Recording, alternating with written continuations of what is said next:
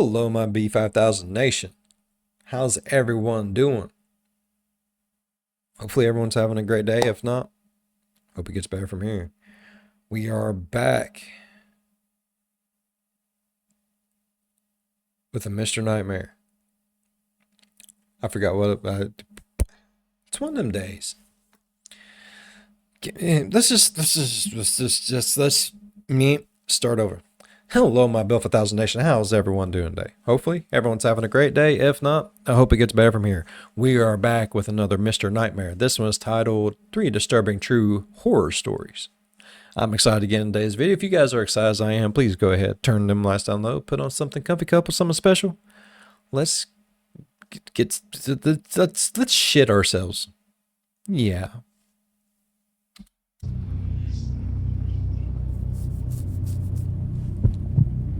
Story uno. When I was around 12, I had the one bedroom in the house that wasn't on the second floor. My parents' house was a high ranch, so when you entered the house, it split off to 2 floors. One half flight of stairs going upstairs and one downstairs. The downstairs level had the den, the garage, my bedroom, and a bathroom. The other 3 bedrooms in the house were all upstairs. Since I grew up the oldest and the only boy in the house with 2 sisters, I got the room downstairs because it was the biggest and technically the coolest room. After I turned 10, my parents gave my twin bed to my little sister and I got a full-size bed, which was a bit of an upgrade because the room was big and could certainly fit a bigger bed. When I was 12, my little sisters were around 5 and 8, so at this age I would be allowed home alone, but my 5-year-old sister wouldn't be left alone with me, and my 8-year-old sister would only be left alone with me if my parents weren't going to be gone for too long. If they'd be gone for longer periods of the day, then one of my parents would take both of my sisters. For this short period of time, I'd say like 3 nights in a row, maybe a little more, I was waking up in the middle of the night for no reason, and I'd have trouble falling back asleep. Considering I was 12 years old, I knew I shouldn't have been having sleeping problems at that age. I was sleeping with the fan on next to my bed because it was a hot couple of days in the middle of the summer. I wasn't sure what exactly was waking me up, considering the fan provided a steady white noise. One of these nights, I got up after waking up to refill my glass of water. I went to the bathroom right outside my bedroom, and as I was filling it up, I thought I heard something come from inside my room. I turned off the faucet and then listened, but now there was nothing, just the sound of the fan. I walked to the doorway in my bedroom, and I couldn't tell what it was, but something was creeping me out about my room now. I went upstairs to the living room and decided to sleep on the couch that night. I fell asleep eventually, but that same night, again, I woke up, this time to noises from the kitchen. I saw the glow of the light from the fridge and the sounds of someone rummaging through it. The way that floor was set up had the kitchen out of view from the couch in the living room. I couldn't see who was there. I heard the fridge door eventually shut, then footsteps walk away and downstairs. I was drowsy, and so I went back to sleep. I believe it was the next day that my mom was folding clothes in my room, and she told me my room stunk and I needed to clean up whatever that smell was. I ignored her because I really didn't smell anything. I wish I didn't ignore her though. That night, our dad put the air conditioning on because it was simply too hot. After we all watched a movie as a family, everyone started getting ready for bed. I went to my room and played video games for a little while before getting sleepy. By that time, I turned off the TV and console and rolled on my side to go to sleep like I always did. Tonight I didn't have the fan on because the air conditioning was on, so there was just the sound of the air blowing out from the vents in the ceiling. I still have the fan on. But once again, I woke up not long after. I didn't know what the sound I heard was. All I heard was the vent fan blowing air. Then, when it stopped blowing air, the room was silent, and I heard something. Breathing. But it wasn't my breathing, though. I looked around the room. The closet door was shut, so there was no way it was coming from there. Part of my childlike innocence assumed it was my younger sister playing a prank. I got on the floor and looked the one place I could think to look. Under the bed. Now fuck that. I lifted the little piece of cloth that dangles at the bottom of the bed, and there was a very large person laying underneath my bed on a pile of blankets. Their head was facing me, but their eyes were closed. I fell backwards and basically crab walked out of the room screaming, "Dad!" I heard my parents' door swing open and my parents yelling in concern. I pointed into my room and said, "Under the bed," and my dad went and pulled out this very large, dirty-looking man. I remember my dad quite easily physically forcing the man outside as my mom called 911. I'm sure he went to jail for a while. Or maybe not, because he was homeless, who knows. This did a lot of mental damage to me where I didn't even want to sleep in my own room anymore, or let alone in that house. I had to sleep in the middle of my parents for a while. Then my dad installed security cameras all over the house. We threw out everything that was opened in the fridge because we had no idea what he put his mouth on in there. The fear of someone being under my bed stayed with me for a long time, years to come. We don't even know how long he was hiding under my bed. It could have been a few days. The smell, the person going through the fridge, the randomly waking up every night for a few days. Whether he meant harm or not, having someone hiding under your bed is every child's biggest nightmare. Right? Like literally. Fuck that. Fuck you. Fucking shit. This story is from my great-grandfather, who is currently at the ripe old age of 101. Holy shit. He's told this story at family gatherings for years. He's from the city of Yaroslavl in Russia. I guess it was the Soviet Union when he was born there. That's pretty. What is that? From the USSR. Of course, he served under the Soviet Union during World War II, then fleeing to the United States a few years after to escape communism. He told me this story again recently. It happened not long after the Battle of Veliki Luki, which wasn't a major battle of the war, but it still ended up in a large amount of Soviet and German bloodshed, as most battles at the time did. It was the evening, and according to my great-grandfather, it was very cold that night, like hellish cold. They were in a small house/building that was one of the few with no damage to it, which made it nice because it was warm.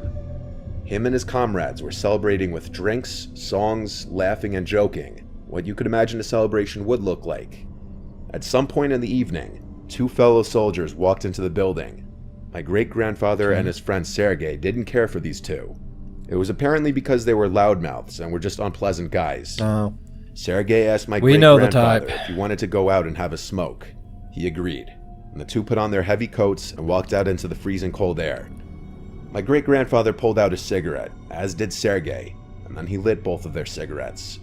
They were talking for a while, both enjoying their cigarette and basking in the glory that came along with winning the battle that had been going on for about 2 months. Okay. After my great-grandfather finished his cigarette, they were both about to go back inside when they heard what sounded like a man scream from the woods in the distance. Fearing that it was the scream from one of their comrades, possibly being attacked by a patrol of pissed-off Germans, they went back inside quickly and grabbed their guns. Because of the fact that there might be armed Germans, they got a bunch more of their fellow soldiers to run into the woods with them. My great-grandpa mentioned that as he got deeper into the woods, he started to get a weird feeling, like dread and fear. When they couldn't hear screaming anymore, my great-grandpa suggested that they all split into duos and search for whoever it was. Sergei went with him, while the others went off in their own duos. After about 2 minutes of walking through the dark, cold woodlands, my great-grandpa said that he could hear faint crying, like someone was in pain. Sergei heard this too, so they walked to where they heard the crying sounds. No. They started seeing drops of blood in the snow, so they both began to take the situation as more of a threat than they were earlier. It still gives me chills when my great-grandpa tells me this part. When him and Sergei got to the source of the crying sound, they had found the most bizarre and disturbing scene they had witnessed. 2 German soldiers on the ground, one of them dead, one alive. One of them had their uniforms ripped and bloodied. The alive one was cowering by a tree, muttering stuff in German. He didn't notice my great-grandpa and Sergei right away. My great-grandpa then walked towards the other body. The corpse was horrifically mutilated, missing limbs, skin ripped off the face. His uniform was shredded and it looked like he had been scalped. Another thing that stood out to my great-grandpa was the smell. He couldn't describe the smell, saying it wasn't like a dead body, but more like chemicals. The corpse looked fresh. Sergei investigated the living soldier, who then, noticing Sergei, jumped back in terror, as if he had been traumatized. He was shouting stuff in German. It was only then that my great-grandpa noticed that his leg had been torn apart and his chest was bloody. He said he could remember German screaming something like "Das Kolas" or something similar. Sergei pulled out his pistol and put the German out of his misery with a single shot to the head. Almost immediately after this, my great-grandpa described hearing moaning-like noises, and that's when a very tall thing started running in the darkness away from them. Afraid, Sergei and great-grandpa started shooting erratically in the direction of the thing. The other men ran over, but the thing was gone. All of the men were reprimanded when they got back to the village, but a report was sent to the high command. It was never investigated further. My great-grandpa claims that it was the most terrifying experience of his life. Yeti. It makes him stressed when thinking back on the sight of that mangled German and that thing. It was a Yeti. Right? Right? I'm saying it's a Yeti. It was a Yeti. This happened when my fiancée Morgan and I just moved into our house together in a quiet little town. We still live in this house. It's a modest, cute little house perfect for us and a couple of kids if and when we decide to have. We met one of the neighbors right off the bat. They seemed nice. They were an older couple in their late 60s. The neighbors on the other side were pretty far away, so we didn't meet them for a while. We were still in the unpacking and furnishing phase. It might have been week 2 of living in the house. We were exhausted by every night, having to work our jobs and then also setting up the house and unloading. Morgan was cooking pasta in the kitchen. I was sitting at the table talking to her while on my laptop shopping for area rugs. It was a little stuffy in the house, so I was going to go slide open the back door. But as I got to it, I looked into the backyard and noticed someone sitting in one of the chairs. He was kind of hunched over with his head down. When I say I almost shit myself when I saw it, I'm not kidding. I whispered Morgan's name and said, "Don't scream, but there's a man in the yard." She walked over to look outside and gasped. She grabbed me and kind of hid behind me and said, "Go say something." "No, wait, don't." Truth be told, I myself didn't know if I should go out there or not.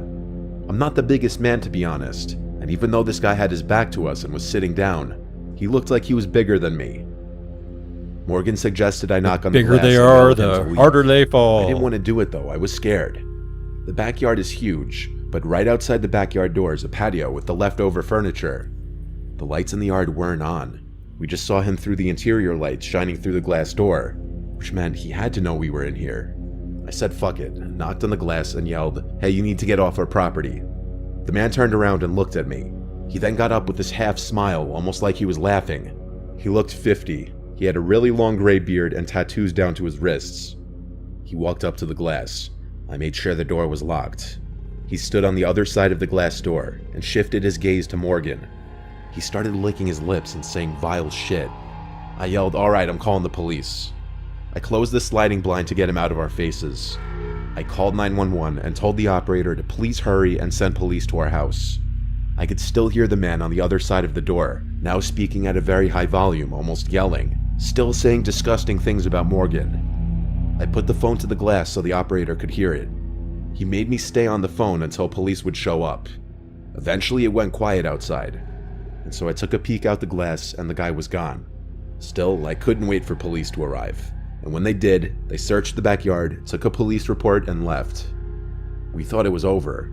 But later on that night, when we were in the living room watching TV, we both agreed we heard something from outside in the yard. I went over to the window and kinked the blind, just enough to see that man outside again. He had a cigarette in his hand. He was talking to himself, or trying to talk to us, facing the house. He noticed the kink in the blinds, because he ran over to the window. I jumped back, and he started pounding on the window, saying all these awful, sick things he wanted to do to Morgan. I told her to go upstairs. I didn't want her to hear this anymore. I yelled, "I'm gonna call the police again," and then the pounding stopped and he went silent. I waited a few seconds before kinking the blind again, and he was gone. I went upstairs to go comfort Morgan, who was visibly shaken. I told her he was gone, when in hindsight I should have called the cops again. Should've. Downstairs, I heard bumping and knocking. I went halfway down the stairs and heard bumps on the back door and the doorknob twisting and turning. He was trying to get into the house. I grabbed the phone in the kitchen and called 911 again, once again begging the operator to send police now. This time the police arrived a lot quicker, and I didn't alert the man outside that they were coming.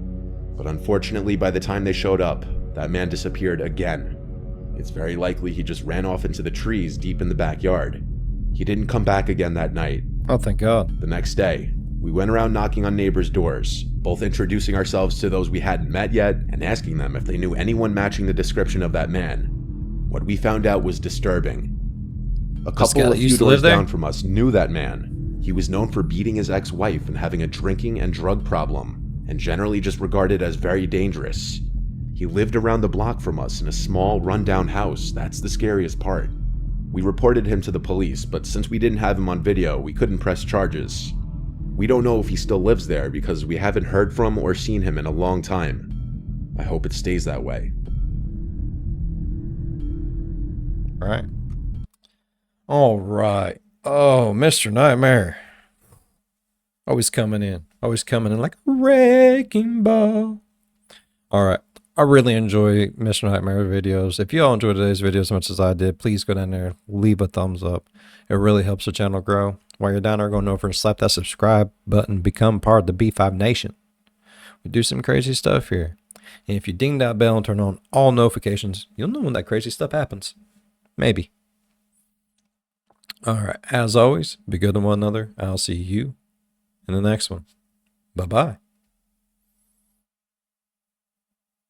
I trust none of it.